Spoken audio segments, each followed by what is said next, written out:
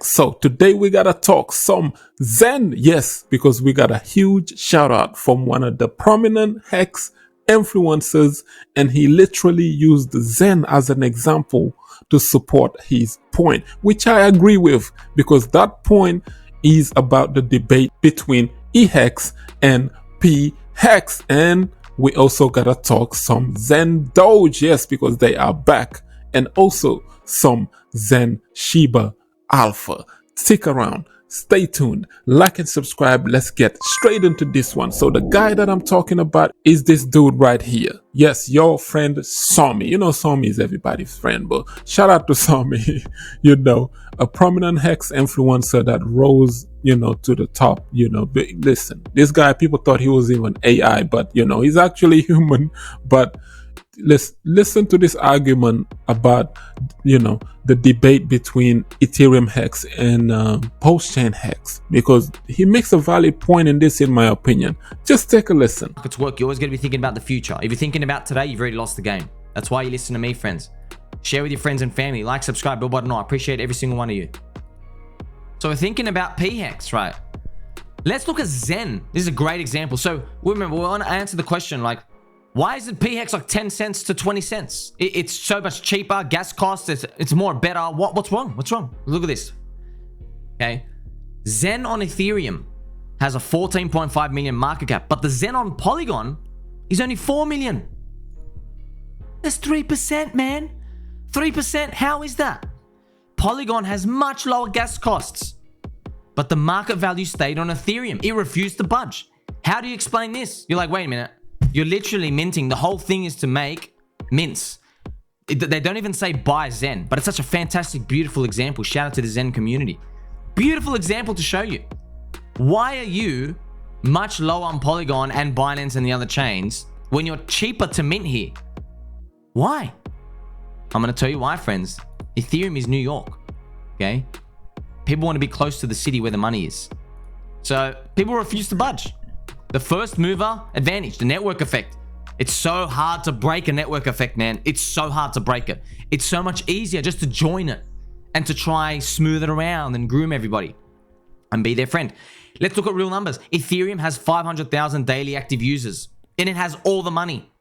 Pulsechain, shout out to Mr. Dipcatcher for releasing this info. Pulsechain only has 10,000 daily active users, minus 98%.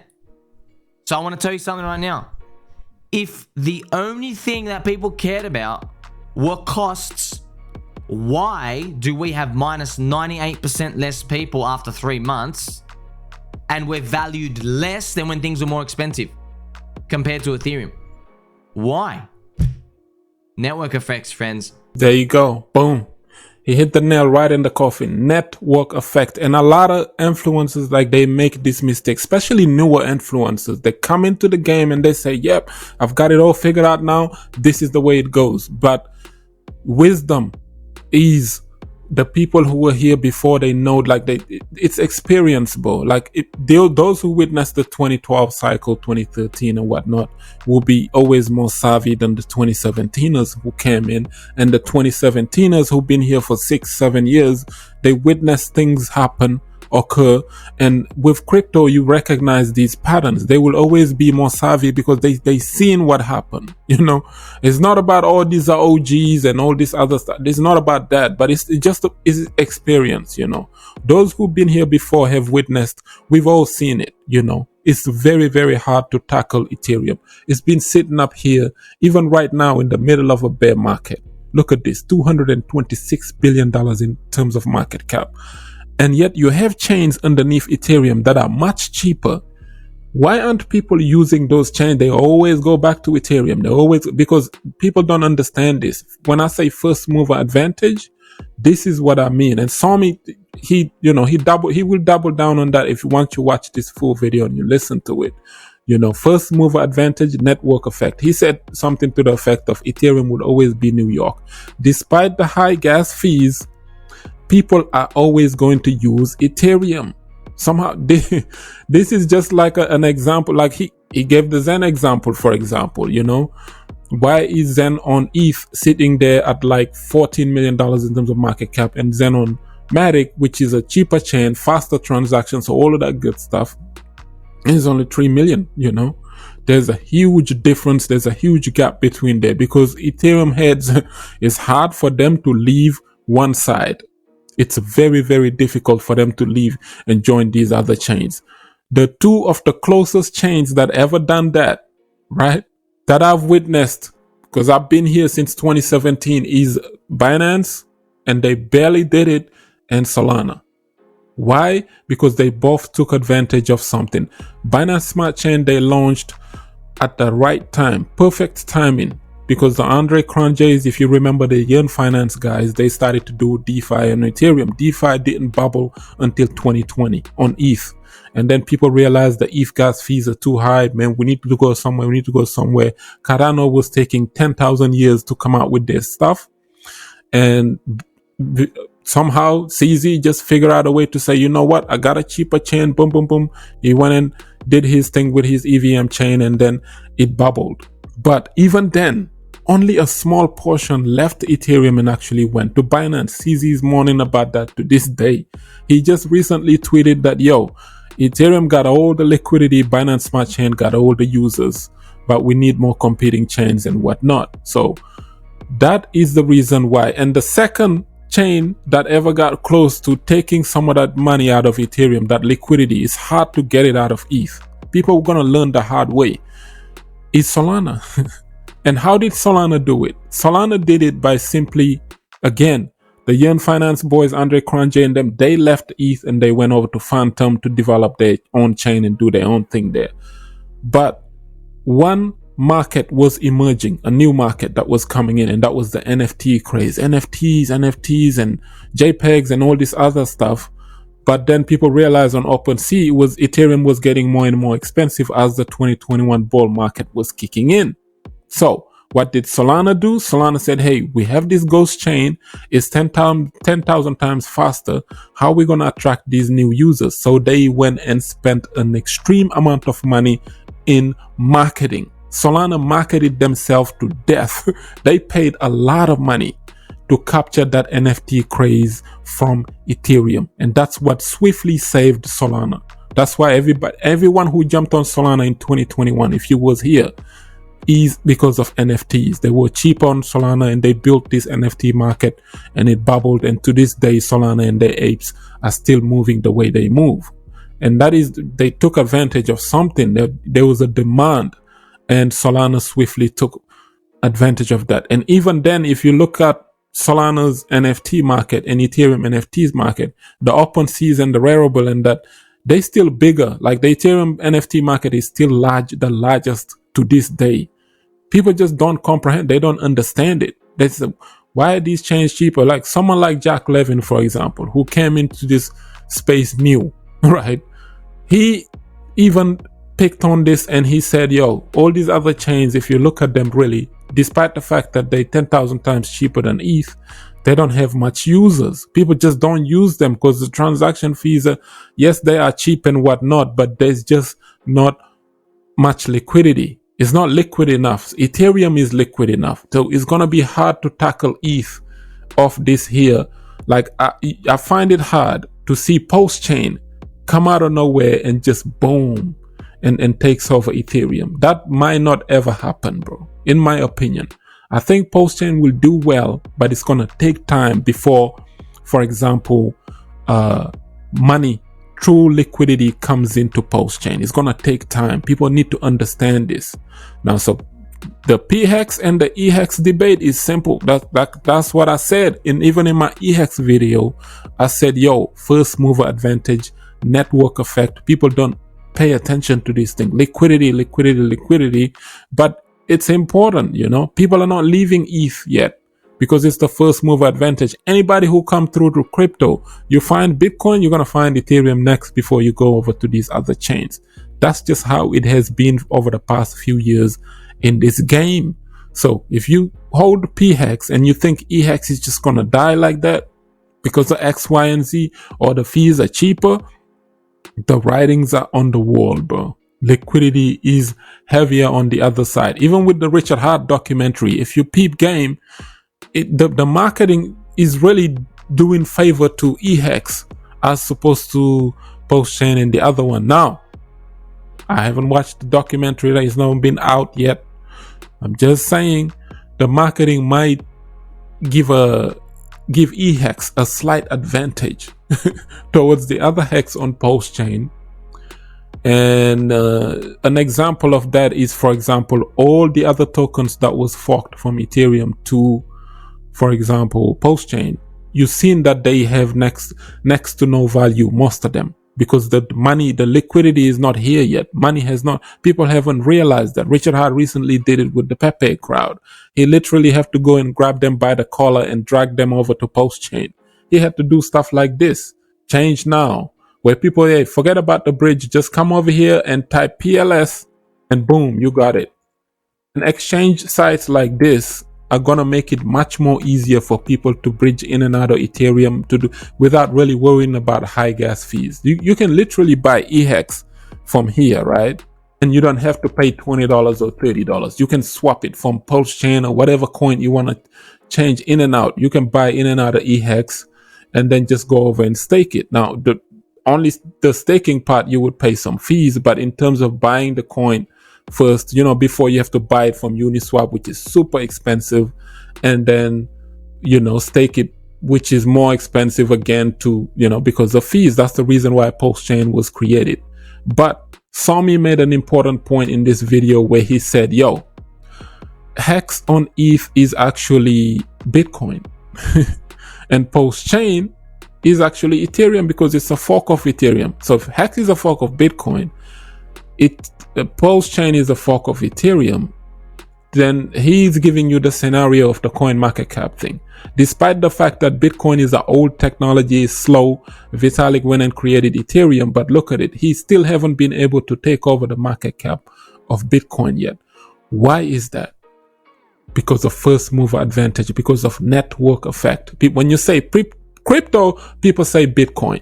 That's it. That's the reason why you have to respect this thing. So if new influencers are out there telling you, yo, PHEX is going to win, PHEX is going to win this experience, that's what you have to compare these things because the writings are on the wall. Now, I'm not saying EHEX is gonna take over everything and is gonna win and everything. No, obviously, Pulsechain Hex would have a lot of value. But if Pulsechain Hex hits, for example, $1 or $2, expect EHEX to be right around the corner from there. Even if it's a little bit less, then that's fine. But if you have, for example, $1,000 put in, if you put in, $600 into PHEX, you might want to put the other 4 into EHEX just in case to see how it plays out. This is actually very interesting, this talk, because both hexes are still important. One is looking like people are forgetting about it, but then the chain that it is on has the first mover advantage. And the other one is an emerging chain coming up now. And it could take off huge. And all the EHEX guys will be wrong. That's why this debate is very interesting. I like this. But yeah, man, the important thing is that, Pulsechain is here. People waited for 2 years. And I think they both going to do well, bro. They both will do well. EHEX and PHEX together. I'm holding both.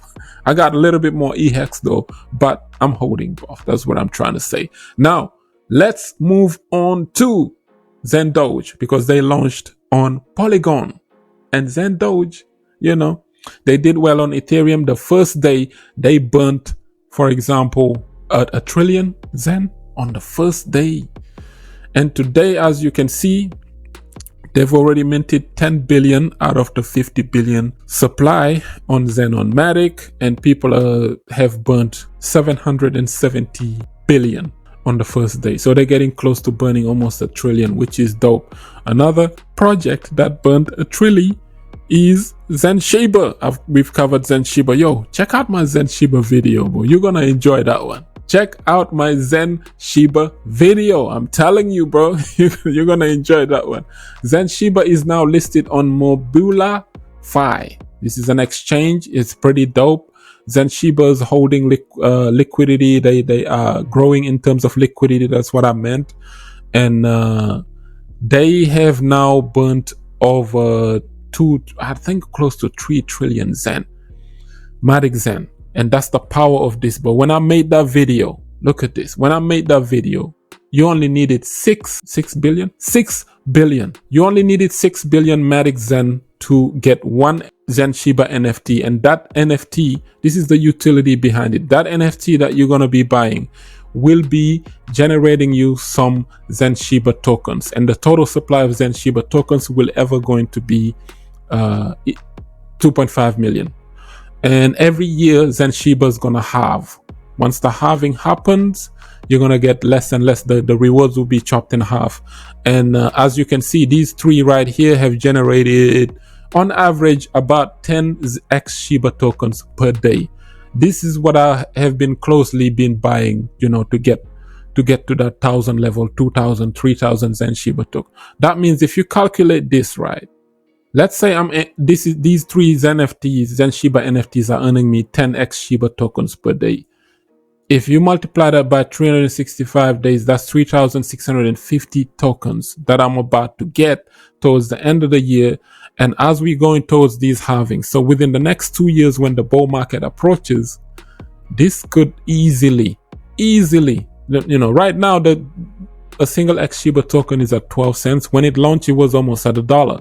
There's only ever going to be 2.5 million tokens. This could easily hit $50 to $100, bro. Now, because of the halving mechanisms, because how the dev who built it, he built it like Bitcoin pretty much. That's the dopeness about this. These NFTs, they just like Bitcoin miners. So think about a $50 to $100 Xen Shiba token. And let's just say 50, right? That's $182,000 you made off of these little miners doing that to you. And I'm speaking in bull market terms, meaning 2025, if these NFTs take off. And you can easily sell them on OpenSea. So they could be valuable because there's only ever going to be 2,000 of them. So when I made that video, you only needed 6 billion matic Xen to mint a single NFT, which will mint these coins for you. And now you need 12 billion because that epoch ended. Because when I made that video, it was 192 NFTs left to buy, and my people went over there and bought and they bought everything. That's the reason why it accelerated so fast. And shout out to the Xen Shiba team, because they reached out to me and they said, yo, man, this was a fire video. Thank you. But I said, yo, Xen Shiba team, shout out to you guys, man, because at least you brought fun back into Xen, bro. This is dopeness, and I like the tokenomics you guys have behind this.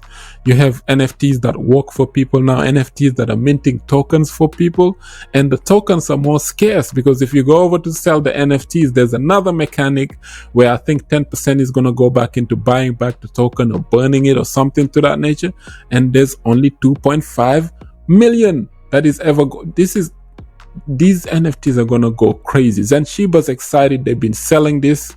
I think the Xen community needs to look into Xen Shiba and give them more support because they truly need it, man. We need projects like this. And they just launched not long ago and they burnt an extreme amount of matic Xen, That's why I'm supporting them. I like Xen Shiba, bro. Now, this was just a quick short one. Let me know in the comment section below. Do you got E-Hex or do you got P-Hex? Or are you just a true Hexican that say, you know what? I'm true Hexican. I don't care. Both of them are going to do well. So, yeah, that's where I stand, bro. I think don't let E-Hex die because the chain that it is on is still sitting right here. And all these other chains that are supposed to be better and faster and this and that are struggling with liquidity. That's the problem. And Pulsechain gonna have those same hurdles as well. Pulsechain is not only battling Ethereum. Pulsechain is battling Binance Smart Chain. It's trying to bring in the Cardano crowd in. It's trying to bring in the Polygon Matic chain. All these other chains, Avalanche, AVAX, there's 10 to 11 different layer 1 chains that Pulsechain is trying to bring into the crowd. That's why I say pay attention to the first mover advantage. People was out there, even in the Xen community, people always talk about, well, layer zeros, you never know, VMPXs, layer zero is going to take over. I was like, this is how I know that you're new into this game, right? If you paid attention, you would know that Chainlink CCIPs. Layer zeros have been out longer than that, but how come not much people are using layer zeros? But you see a ton load of people, they waited and waited and waited for Chainlink cross-chain interoperabilities to come out, and they finally did their CCIP thing and went mainnet. Go and look at the stats, check the data. People are actually using Chainlink more people are, rather than layer zeros. Why is that? Because of competition, because of network effect, first mover advantage. Chainlink has all the people and all the liquidity because it is attached to Ethereum. That is the thing. It's the game. It's just experience. Those who was here before know. Those who know. That's what I'm trying to say. People don't see people buying EHEX long term because of gas fees, but Vitalik, it might take him forever to do so. Don't say, for example, I heard a comment where somebody said, actually Ethereum, if people support the hex on Ethereum, that means they're not going to be incentivized to get the hex on Pulse, or they're not going to use Pulsechain. No. This is not it. I'm just saying, use your Pulsechain, do your yield farming, support the ecosystem. We are all into Pulsechain, bro. I like Pulsechain because it's much cheaper. It's better than Ethereum, bro. It's 10 times better. But for the first mover advantage sake, don't forget about Ethereum Hex. That's it. Just don't forget about it. Don't listen to people telling you it's gonna die, it's dead. They don't know the future. They don't know what's gonna happen. In my opinion, I think both hexes are gonna do well. Let's leave it at that. Like up the video, share it, subscribe for some crypto content. I have been Mr. Nakamoto Crypto, and I'm out.